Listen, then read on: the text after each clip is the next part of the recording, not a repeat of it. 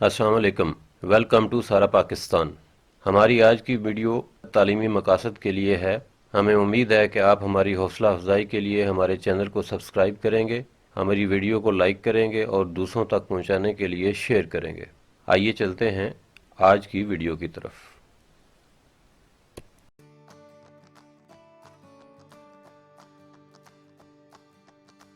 Calculate the value of जी। तो ये जो बॉडी है, ये इसका मास जो है वो m है और इसका यहाँ से जो डिस्टेंस है वो स्मॉल r है और उसके बाद अर्थ का जो रेडियस है वो कैपिटल R है और अर्थ का जो मास है वो me है। Law of universal gravitation, force of attraction between two bodies is capital G me over distance, square of distance वो है r प्लस r। अब जो डिस्टेंस है दोनों का यहाँ पे वो ये है।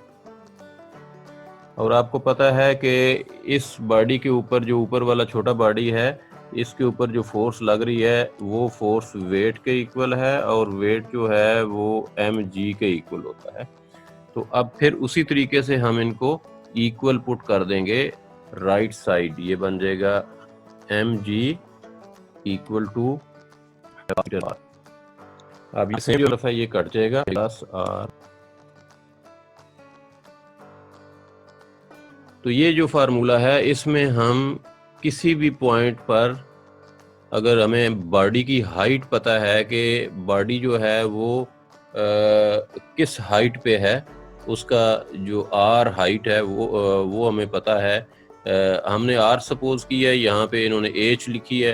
वो R हो या H हो, जो भी वो हाइट अगर हमें पता है तो हम इसको कैलकुलेट कर सकते हैं बहुत आसानी से इसी फार्मूला में वैल्यूज पुट करके कि उस सर्टेन पॉइंट के ऊपर जहाँ वो बॉडी रखा हुआ है वहाँ पर जो एक्सेलरेशन ड्यू टू ग्रेविटी है उसकी वैल्यू क्या होगी।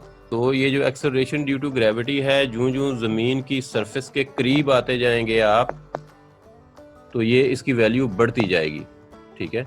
और जूं जूं ज़मीन की सरफेस से ऊंचे होते जाएंगे, ज़मीन की सतह से बुलंद होते जाएंगे, तो जी की वैल्यू जो है वो एक्सेलरेशन ड्यू टू ग्रेविटी जो है वो कम होती जाएगी और एक स्टेज पे जाके ये कम हो जीरो जाएगी। भी हो जाता है।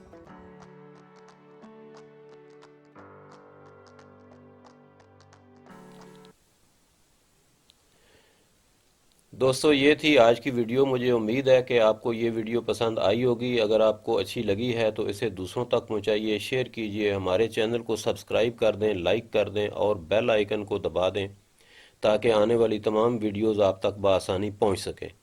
अपना, सारे पाकिस्तान का और तमाम इंसानों का ख्याल रखिएगा। मिलते हैं नेक्स्ट वीडियो में। अल्लाह हाफिज़।